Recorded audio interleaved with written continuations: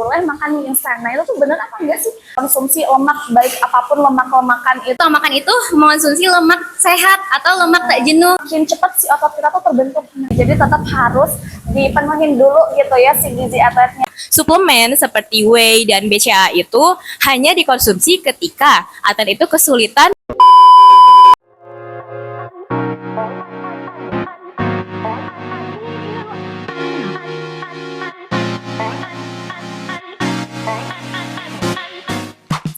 Hai Sobat Gizi, balik lagi di Genta, Gizi, Edukasi, Nutrisi, dan Tanya Jawab. Nah, di episode kali ini kita bakalan bahas topik yang seru banget nih teman-teman, yaitu mitos atau fakta seputar gizi atlet. Nah, di sini teman-teman kita udah kedatangan narasumber yang keren banget nih teman-teman dari Himpunan Mahasiswa Gizi dari Divisi Keilmuan. Nah, boleh teman-teman dikenalin dulu.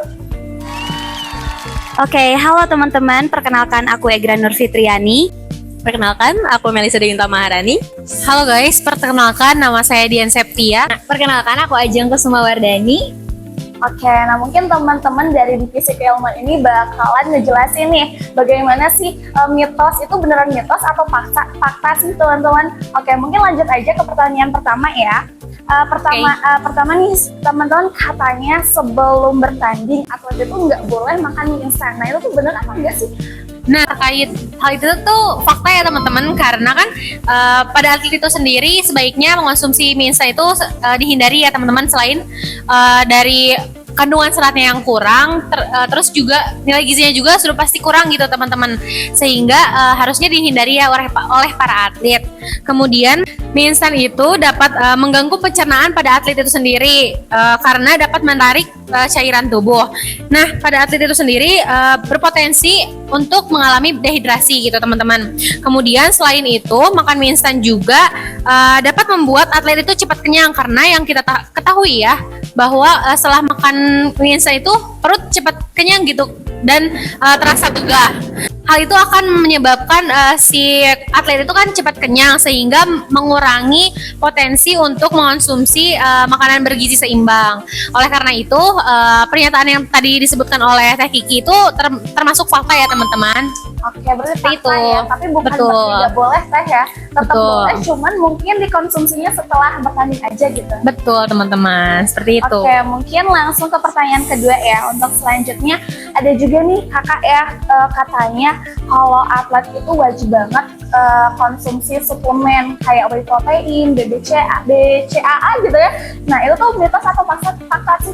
Oke, jadi untuk pernyataan itu mitos ya. Jadi suplemen itu hanya untuk pelengkap saja ya teman-teman.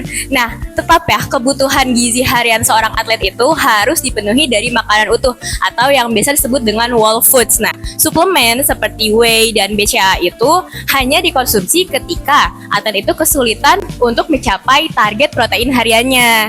Jadi untuk pernyataan tadi mitos ya, tetap kalau atlet itu kebutuhan gizinya harus dipenuhi dari makanan utuh. Seperti itu. Oke, jadi tetap harus dipenuhin dulu gitu ya si gizi atletnya. Baru Betul. kalau misalnya kekurangan boleh dipakai konsumsi suplemen gitu. Ya, betul sekali. Oke, gitu ya.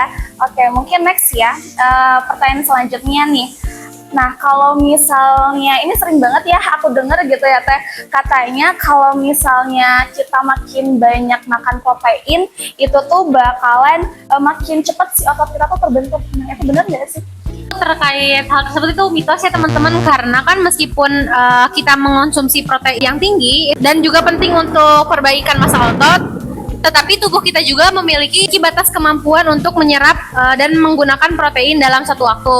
Nah, mengonsumsi protein juga jika secara berlebihan atau jauh di angka kebutuhan, itu tuh tidak akan mempercepat pembentukan otot teman-teman, karena akan disimpan sebagai lemak atau dibuang melalui urin. Seperti itu. Jadi itu mitos ya teman-teman. Jadi tetap harus takarannya tuh tetap jangan terlalu berlebihan, jangan terlalu kurang juga gitu ya Teh. Betul. Nah, itu tuh justru akan mempercepat kerusakan pada ginjal. Oh, Kayak gitu. ya teman-teman. Oke, mungkin di next ya Teh. Selanjutnya nih, katanya kalau misalnya atlet itu nggak boleh banget konsumsi lemak, baik apapun lemak-lemakan itu, katanya emang iya?